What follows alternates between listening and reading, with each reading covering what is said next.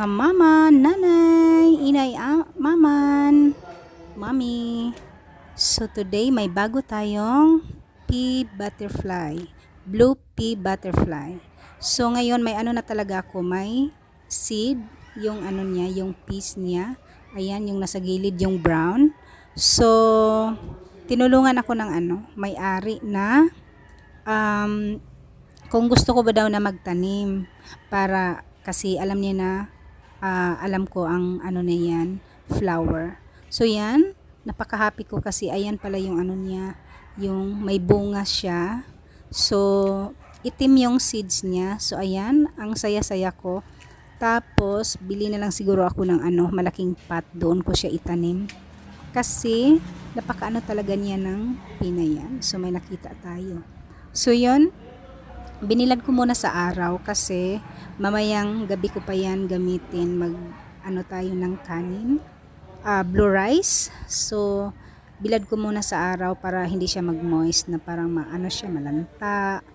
So mga ilang oras siya sa labas. Sana hindi umulan.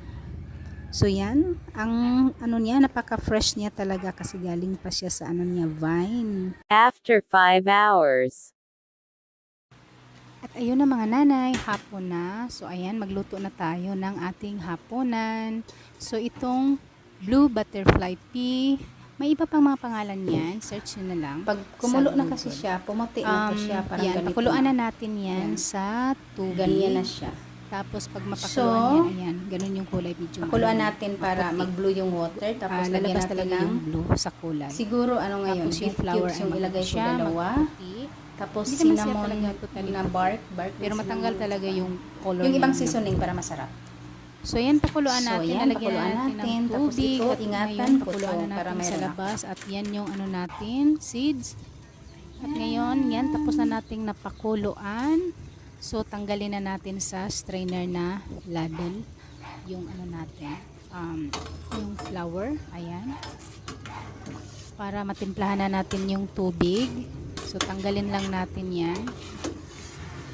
So ilagay ko yan sa anuhan ng mga sa labas, yung pasaw ba, para makain ng siguro baboy. Ayan, yung flour. So yan, tanggalin natin para lagyan na natin siya ng mga seasoning, yung blue water natin. Masarap yan pag may timpla na yung hindi lang yung pure. So may timpla yung niya, tubig sa pagluto ng kanin. Ay, ang sarap.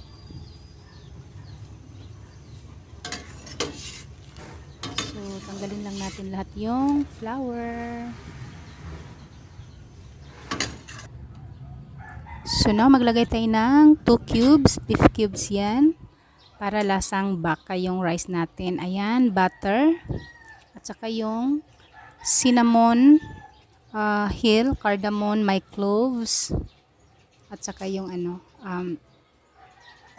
yun, may nilagyan ko ng kunting pepper din. So yan, para mas masarap yung natin, rice. So yan, halu-haluin lang natin. Tapos pahinaan lang natin ng apoy yung rice para siya, dahan-dahan siyang maluto at hindi siya masunog yung sa ilalim. Kasi yan din na klase ng kitol ay napakainit yan. So kailangan mo ng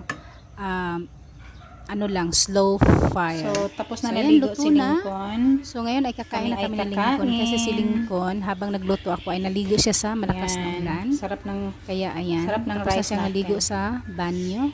At ngayon ay kakain kami. Ayan, masarap. So hindi namin kakainin yung mga dyan, yung hell, cardamom. At sa yan yung paris natin, inoven ko yung lechon. Tapos may bake na chicken. Yan na lang natira kasi yung asawa ko kumain siya ng baked chicken. Siya yung nauna kasi may work siya. Kaya yan na lang yung natira sa breast. Tapos kami kakain ni Lincoln. Kain tayo mga nanay. So yung asawa ko, nabigyan ko na siya. Ayun, kumakain na rin siya kasabay sa niya, work doon sa office room niya. Sa mga nanood, thank you for watching. See you in our next vlog. Bye!